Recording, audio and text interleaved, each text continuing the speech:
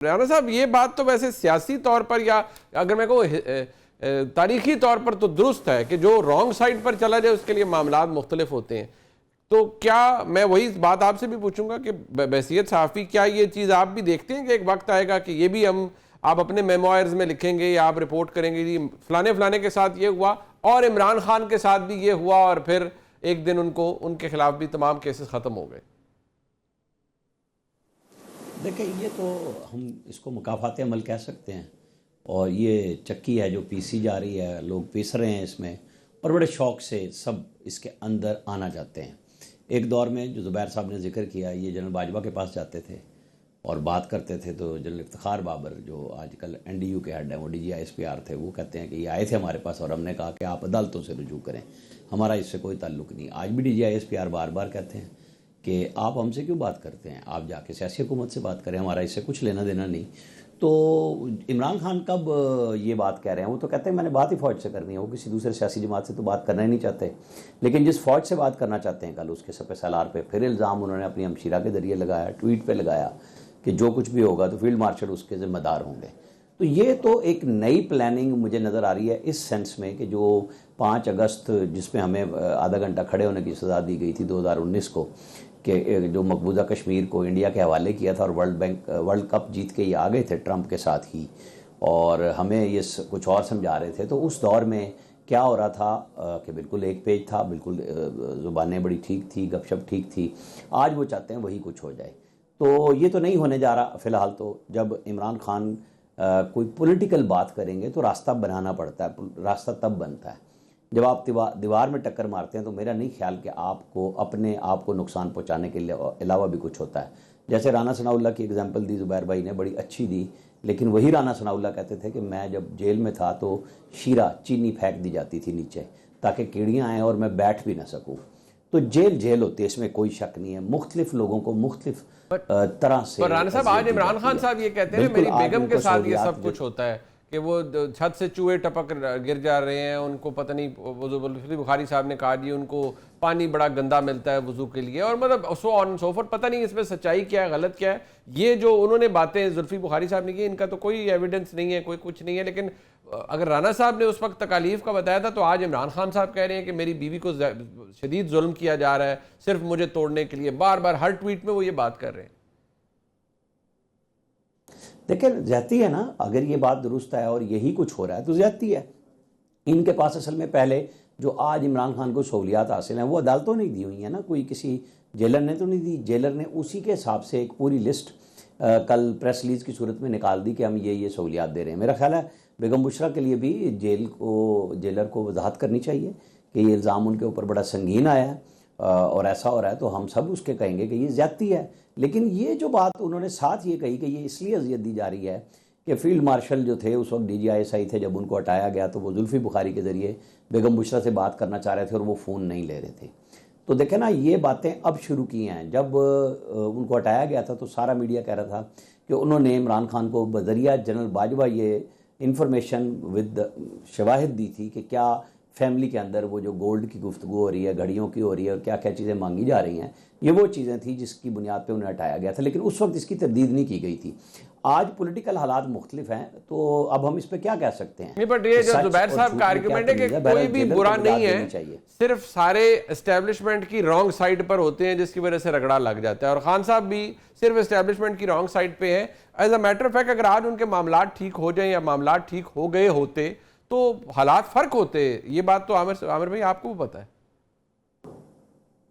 नहीं, लेकिन मैं वो थोड़ी सी एक बात रह गई थी चौधरी परवेज इलाही का। उन्होंने कहा हम बड़ी बात करते हैं, लेकिन चौधरी परवेज इलाही को बेनज़ीर भुट्टो मरहुमा के दौर में बाकायदा रगड़ा लगा था, चौधरी शुजात को भी लगा था, इन्हें पकड़ा गया था।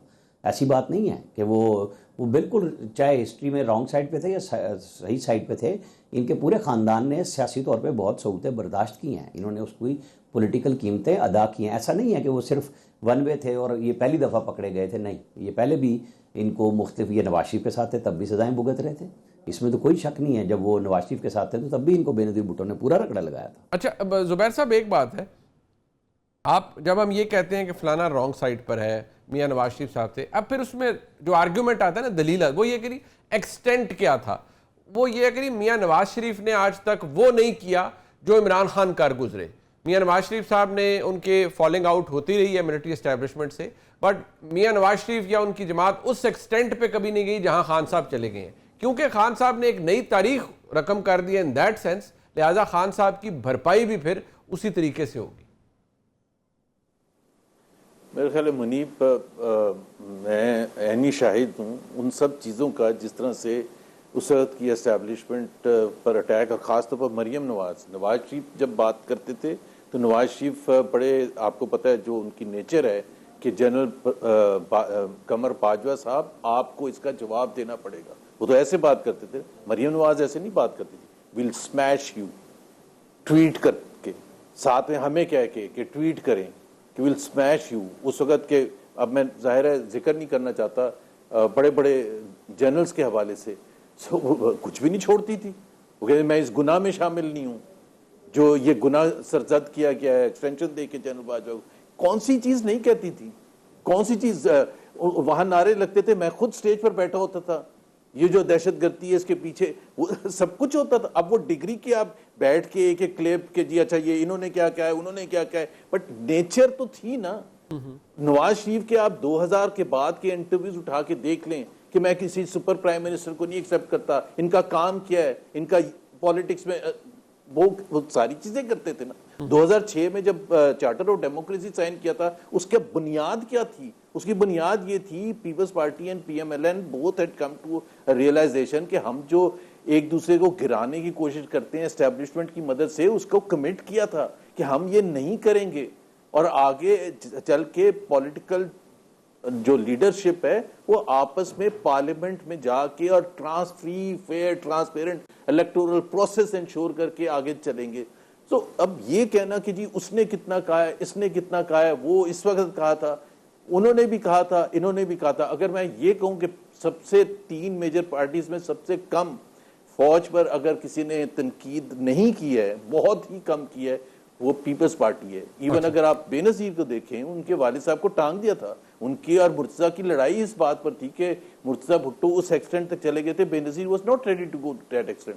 सो आप पीपल्स पार्टी को तो कह सकते हैं कि हाँ उन्होंने कभी भी वो मैं उस आर्गुमेंट में ठीक, जो आपने बातें जुबैर साहब फरमाई हैं, मैं उस आर्गुमेंट, वो तो फिर जारी बात है, वो एक लंबी बहस है, लेकिन आप कहते हैं कि इन्होंने भी बहुत कुछ कहा और मरीम नवाज शरीफ साहबा ने भी बहुत कुछ बातें की और बिटरनेस तो इधर भी उरूज पर थी, तो बहुत कुछ होता रहा और मियां नवाज शरीफ साहब के क्लिप। लेकिन आई लेट आमिर इलियास राना साहब टू आंसर दिस कि राना साहब, फिर अगर दोनों साइड पर तनकीद एक जैसी है तो फिर जो आगे से रिस्पॉन्स है, बर्ताव है, वो मुख्तलिफ क्यों?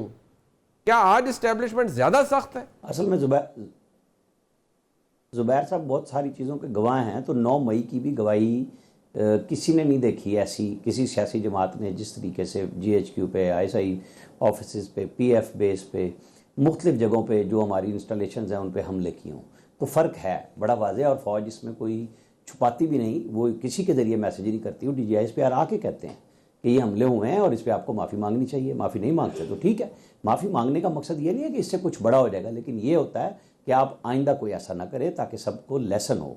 तो ये लेसन सियासत में इस तरह होता है, जब आप लड़ाई लड़ने जा रहे हैं, कभी आप कहते हैं मैं सिर्फ उनसे बात करूंगा, कभी आप कहते हैं मुझे कुछ हुआ तो मुझे फील्ड मार्शल की वजह से होना है, तो ऐसा तो नहीं हो सकता ना कि आप मीठा मीठा हापा और कड़वा कड़वा थू, ऐसा नहीं हो सकता। जुबैर साहब सारी चीज़ों के गवाह हैं, इन्हें बहुत सारी चीज़ें ज़ाती तौर पर रंज की वजह से भी आज गवाही की सूरत में नज़र आ रही है। इन्हें बोल देना चाहिए, बहुत कुछ बोल रहे हैं, बहुत सारे लोगों ने पहले भी बोला है, और वो टाइम चलता है इसी तरह के जी आज आपकी बात सुनी जा रही है, तो इन्हें जो भी चीज़ें इनके जहन में हैं, जो इन्होंने खुफिया रखी हुई हैं अभी तक, वैसे तो मेरे ख्याल में सारी चीज़ें बात कर ही चुके हैं, लेकिन जो हैं वो करें।